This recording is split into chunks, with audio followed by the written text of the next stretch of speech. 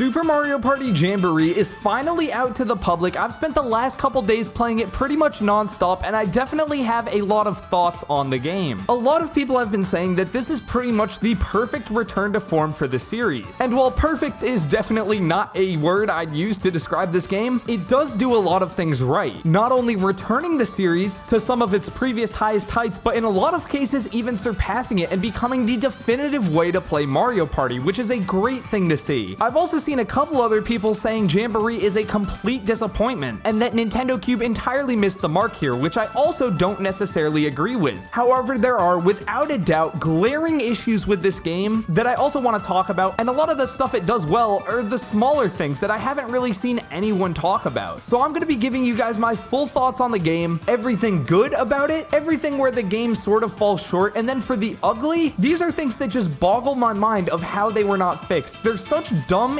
easy fixes to the game that would have made it so much better, but of course they just aren't there, and that's why they're in the ugly section. There will also be tips and tricks within this video to help you win the next play session you have on Super Mario Party Jamboree, so let's just jump right on into it, and let's start off with some good stuff. Of course, the maps are incredible. We'll talk about those soon enough. The character roster is great, but everyone knows those things. Those are things that are in the trailer. I want to talk about the actual gameplay loop of the game, stuff that you couldn't see just from pre-release footage, because I feel like a lot of people are reviewing the game based on just like an overview trailer Nintendo put out, and they didn't actually play the game. First thing in the good category, there is an option allowing you, while playing the main Mario Party mode, to switch minigames from not just random, but actually a voting system where you get to vote on the minigames themselves. This should be in frankly every Mario Party. It's unrealistic to expect Nintendo to put only banger minigames into this game, and while I do think the minigames are pretty good, there are, well, definitely a couple that are subpar to say the least. Make sure to hit the subscribe button actually, because I'm working on a video ranking every single one of the 112 minigames, and I definitely have some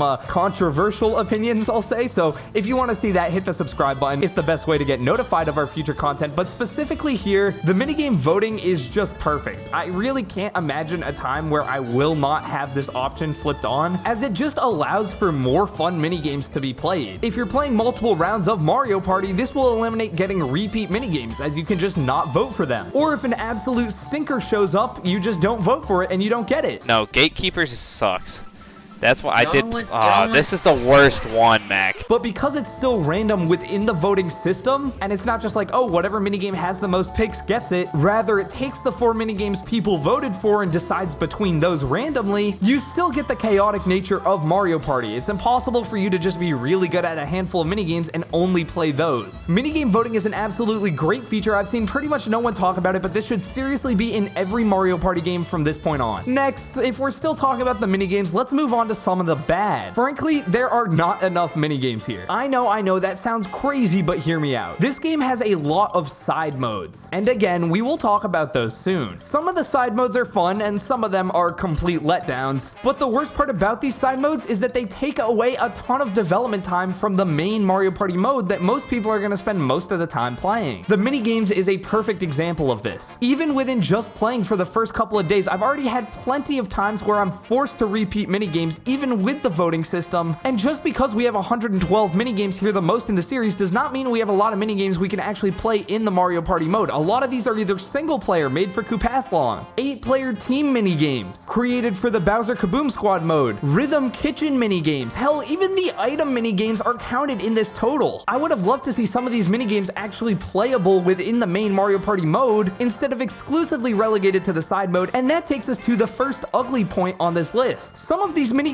could easily be in the main mode. Rhythm Kitchen on its own has 10 rhythm-based cooking minigames that could easily be converted into actual minigames that could be played in the main Mario Party mode. Quite literally, you could just add up each player's score and boom, that's 10 more free-for-all minigames that could be easily included. Same with the Koopathlon minigames. Some of these minigames are the best in the entire game. Minigames like Brick Breaker, which is an iconic throwback to one of the most classic arcade games of all time, or Lane Change, which is an extremely extremely exciting racing minigame are exclusive to Coupathlon because they're single-player minigames. But watch this. Now they're 4-player minigames, just like every other 4-player minigame here. Why? I just don't understand it. It would be so easy for Nintendo Cube to have made these able to be played within the main Mario Party mode, but they didn't, and it just feels like there's not enough minigames to substantiate that mode now, in my opinion. Next, let's go back to the good. The maps are all incredibly unique. Not only do we have more of them, with 7 maps, by far the most of the Switch Mario parties, but also they're just way more fun. Roll'em Raceway, Rainbow Galleria, these are more fun maps than we have ever gotten before from an ND Cube developed Mario Party game, and I'm all here for it. The unique gimmicks designated to each map, such as the busted economy in Rainbow Galleria or the Turbo Dice in Roll'em Raceway, make these maps so much more fun to play on, and I just love it. Another thing I love is the ability to buy reactions. Are these annoying? Yes. When I'm spamming these all the time, I'm sure my friends get pissed, and I know I get pissed when my friends spam them all the time. But they are a fun way to pretty easily express how you're feeling within a Mario Party game, or just try and rattle your friends. Being able to buy different reactions here is awesome. A lot of times Mario Party games have things you can buy, but I don't really like having to buy extra mini games. I feel like those should pretty much all be unlocked from the start. Reactions are a great solution to this. They're still fun to buy. You want to have them all so you can express yourself in new creative ways, but they don't impact gameplay at all. Besides allowing players to get different costumes for characters, this is probably the best way to make it unlockable in Mario Party. I think they hit the nail on the head here. However, now let's move on to a bad section of the game. I'm gonna be honest, a lot of the side modes just do not really work. However, the biggest example of this, in my opinion, is Bowser's Kaboom Squad. I'm gonna be honest, this was one of the most excited features I had for this game. River Survival was a pretty fun way to add a cooperative spin to Mario Party, and I thought Kaboom Squad would take what worked from River Survival and make it even better, and to an extent they did. There are less minigames here, that means the few cooperative minigames there are don't get repeated over and over again, and the fact that there's 8 players means that there are some unique minigames that you wouldn't be able to get anywhere else. Unfortunately though, these minigames are just straight up not fun. Look at this one. I'm sorry, this is just not really fun. I don't know, I feel like the minigames kind of let this mode down, and the actual mode itself is extraordinarily repetitive. You basically stay with the entire group because that's the most efficient way to load up the cannon, but then Bowser comes over and tries to ruin everything, so you split up, and half the actual game mode is just you trying to regroup with the team so you can load cannons more efficiently, or spamming the crate button so your team actually comes over and helps you break a crate. Kaboom Squad completely fell short and was just not that fun to me. However, let's go back to the good. I hate being negative. Let's talk about the ally minigames. These minigames are some of the best in the entire series. Waluigi's Pinball Arcade alone might be my favorite minigame I've ever played. Yoshi's Mountain Race, Mario's 3-Peat, these are all really engaging minigames that kind of loosely play with the minigame definition because they're not really mini. These things take a while to go through. They're an absolute battle, and they have more in-depth mechanics than a lot of the other minigames, leading them to truly feel important, which is critical because allies in this game are absolutely busted, so you should have to go to war to get them on your side, which is exactly what these minigames accomplish. I'm so happy that these minigames aren't just your standard minigames because they make the ally system so much more fun, except now we get into the ugly. This is such an easy dumb fix. Why does running past an ally immediately steal them? I understand, allies are super broken, and if you have one person that's super good at every minigame and can win every minigame even if they don't have the head start the ally gives you for actually activating the ally minigame, then yes, I can understand why having someone be able to steal the ally from them would be useful. However, I am convinced Nintendo didn't actually playtest this mechanic at all. The vast majority of the time someone gets an ally, it's the person who rolled into the ally in the first place. Getting to start, say, Luigi's Mansion's minigame a full room ahead often puts those players in an unlosable position as long as you're somewhat competent at the minigame. So what happens is whoever ran to get the ally first actually gets the ally, and that is fine. But because allies are so broken, everyone is trying to get the ally. Everyone wants to get that bonus in the minigames. So what ends up happening is you have a lot of players clumped up in one area where the ally is, someone gets the ally, and then on the very next turn, because everyone's still so clumped up, they just get past and lose the ally. Especially if you're going to make the ally minigame so in-depth where it feels like you're actually going to battle to get this massive advantage, instantly losing that advantage is ridiculous. It just doesn't really feel fair at all. I understand Mario Party games are not supposed to be fair, but sometimes the strategy of not even going for the ally is better, because if you somehow manage to win and get the ally, then at least you're not going to have it stolen immediately after. I understand the idea idea. Again, I get that they want some way for people to steal the allies, but having it instantly stolen as soon as you get just past? That is utterly ridiculous, especially when actually getting the ally in the first place oftentimes means that 2 or maybe even 3 or 4 players are all bunched up together, so people are gonna be getting past anyway. This is such a dumb fix because it literally could go to like one of the duel minigames where you fight for keeping the ally, or just make it a completely different mechanic. Say you get the ally from winning the ally minigame, but maybe if you lose the next general minigame that happens at the end of every turn, the ally gets a little jealous and goes to join whatever player won the minigame. I don't know. There are definitely better ways to do this though, because as of right now, it just doesn't really work. Moving back up to what's good, I love the items in this game. Not only are the items great, but the distribution of items works perfectly as well. Yes, you can still somewhat farm golden pipes once they become available in the shop. However, it's not nearly as bad as it was in Super Mario Party, and the insane variety of items here allows for a lot more strategy in actually picking what item you want to get. In terms of the items, I think they pretty much knocked it out of the park. There's really not too much I need to say. And next we have the last good thing I want to talk about. There's a lot more things that make this game good, but one thing I don't see anyone really mentioning is the single player. Getting to walk through this game's 5 new boards with a bunch of NPCs giving you little challenges and quests is an absolutely great way to do single player in a Mario Party game. Whether it's answering different questions from Lakitu to get mini stars, trying to get a high score in a mini game, or fighting out in one of the massive ally mini games, all culminating in these big boss fights, this is a great way to do single player. Unfortunately, the boss fights would have been cool if they could get added to the main Mario Party mode. I don't know, maybe they are actually, but I haven't gotten a single one, despite unlocking all the boss mini games. But I don't know, let me know in the comments, have you played these in the main Mario Party mode? Because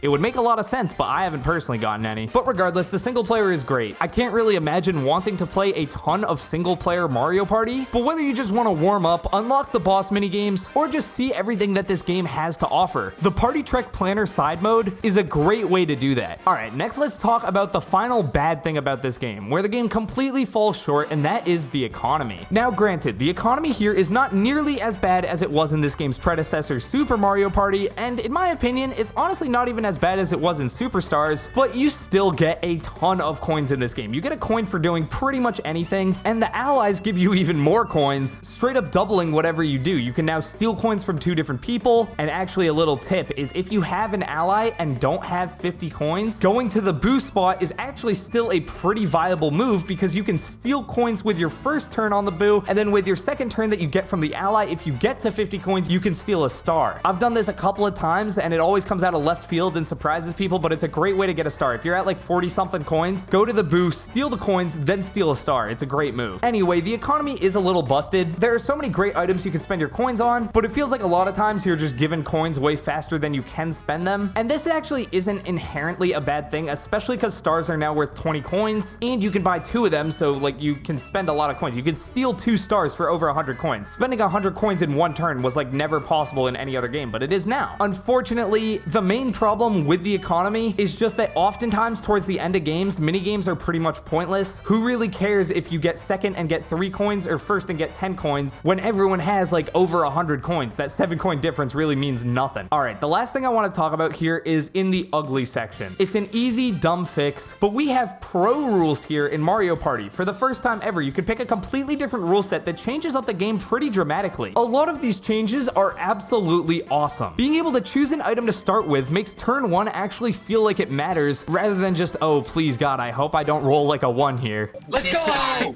This guy.